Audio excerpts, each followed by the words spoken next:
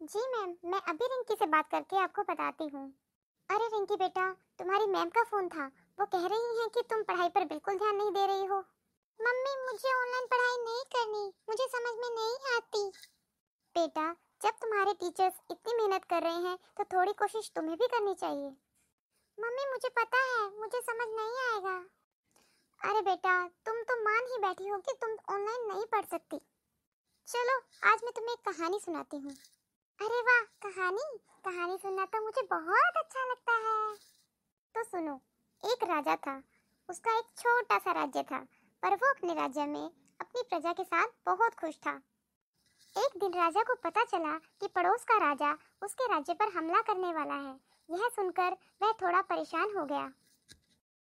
उसने तुरंत ही इस बारे में बातचीत करने के लिए अपने सेनापति को बुलाया। पर सेनापति ने कहा कि पड़ोस का राज्य तो बहुत बड़ा है और उनकी सेना भी हमसे बड़ी है।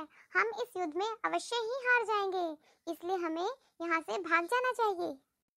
सेनापति की बात सुनकर राजा बहुत परेशान हो गया और वह अपने ही राज्य के एक साधु बाबा के पास पहुंच गए, जिसे वह बहुत मानते थे। सारी बात सुनने के बाद साधु बाबा ने राजा को कहा कि सबसे पहले तो तुम अपने सेनापति को जेल में बंद कर दो। जेल में बंद? वो क्यों? राजा ने भी साधु बाबा से यही प्रश्न किया। राजा ने कहा कि अगर मैंने सेनापति को जेल में बंद कर दिया तो सेना का नेतृत्व कौन करेगा? हम युद्ध कैसे लड़ेंगे? साधु बाबा ने कहा कि तुम्हारी सेना का नेतृत्व मैं करूंगा। मैं तुम्हें जैसा कहता हूँ तुम वैसा करते जाओ। राजा ने साधु बाबा की बात मान ली। पर जब सेना को यह बात पता चली कि उनके सेनापति को जेल में बंद कर दिया है तो वो बहुत निराश हो गए। वे सोचने लगे कि साधु बाबा हमारा नेतृत्व कैसे करेंगे, परंतु राजा के आदेश के आगे वे कुछ नहीं कर सकते थे और वे सब युद्ध के लिए निकल पड़े। जब वे युद्ध के मैदान की ओर जा रहे थे तो शाम के समय उन्हें रास्ते में एक पहाड़ी पर एक मंदिर दिखाई दिया।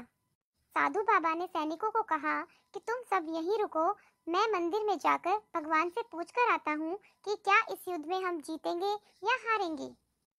सैनिकों ने कहा कि आप भगवान से बातचीत कैसे कर सकते हो? साधु बाबा ने कहा कि मैंने अपना पूरा जीवन भगवान की भक्ति में बिताया है। तुम सब यहाँ विश्राम करो और मैं थोड़ी देर में आता हूँ।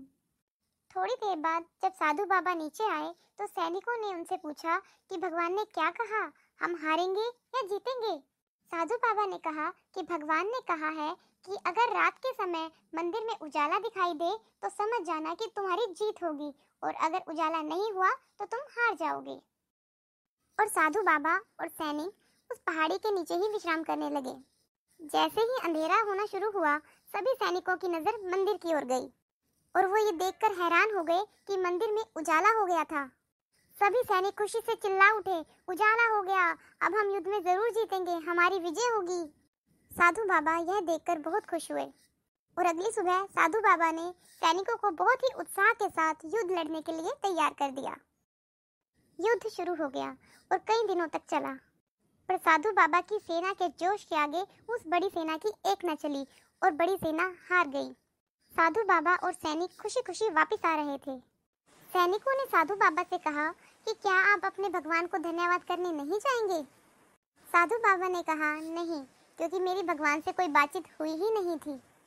शाम के समय मैं ही मंदिर में दिया जलाकर आया था और जैसे ही अंधेरा हुआ उस दिए का उजाला तुम सबको दिखाई देने लगा और तुम सबने सोचा कि यह भगवान का संकेत है।